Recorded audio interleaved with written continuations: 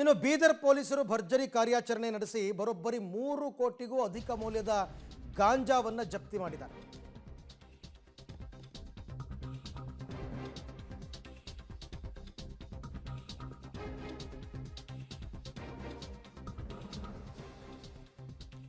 ಬೀದರ್ ಪೊಲೀಸರು ಕಾರ್ಯಾಚರಣೆ ನಡೆಸಿ ಸುಮಾರು 3 ಕೋಟಿಗೂ ಅಧಿಕ ಮೌಲ್ಯದ ಗಾಂಜಾ ಜಪ್ತಿ ಮಾಡಿದ್ದಾರೆ. ಅಕ್ರಮವಾಗಿ ಸಾಗಾಟ ಮಾಡ್ತಾ ಇದ್ದ 305 ಕೆಜಿ ಗಾಂಜಾ ಲಾರಿಯಲ್ಲಿ ಒಡಿಶಾದಿಂದ ಮಹಾರಾಷ್ಟ್ರಕ್ಕೆ ಸಾಗಿಸ್ತಾ ಇದ್ರು ಈ ಗಾಂಜಾನ. ಆದರೆ ಬೀದರ್ ತಾಲೂಕಿನ ಮನ್ನಳ್ಳಿ ಗ್ರಾಮದ ಬಳಿ ರಾಷ್ಟ್ರೀಯ ಹೆದ್ದಾರಿಯಲ್ಲಿ ಜಪ್ತಿ ಮಾಡಿದ್ದಾರೆ. ಈ ಪ್ರಕರಣಕ್ಕೆ ಸಂಬಂಧಪಟ್ಟಂತೆ 4 ಅರೆಸ್ಟ್ ಮಾಡಿದ್ದಾರೆ. 1 ಲಾರಿ ಮತ್ತು 9,000 ರೂಪಾಯಿ ಕ್ಯಾಶ್. ಇತ್ತೀಚೆಗೆ ಈ ಥರ ರೇಟ್ ಜಾಸ್ತಿ ಆಗ್ತಾ ಇದೆ ಈ ಭಾಗದಲ್ಲಿ.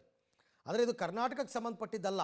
ಒಂದು ರಾಜ್ಯದಿಂದ ಮತ್ತೊಂದು ರಾಜ್ಯಕ್ಕೆ ತೆಗೆದುಕೊಂಡು ಹೋಗಬೇಕಾದ್ರೆ ಆನ್ ದಿ ವೇ ಇವರು ಪೊಲೀಸರು ಆಪರೇಟ್ ಮಾಡಿರೋದು. ಇದು ಇವರಿಗೆಲ್ಲೋ ಮಾಹಿತಿ ಬಂದಿರುತ್ತೆ, ಆಪರೇಟ್ ಮಾಡಿದ್ದಾರೆ. 3 ಕೋಟಿ ಅಂತೆ ಮೌಲ್ಯ ಅದರದ್ದು.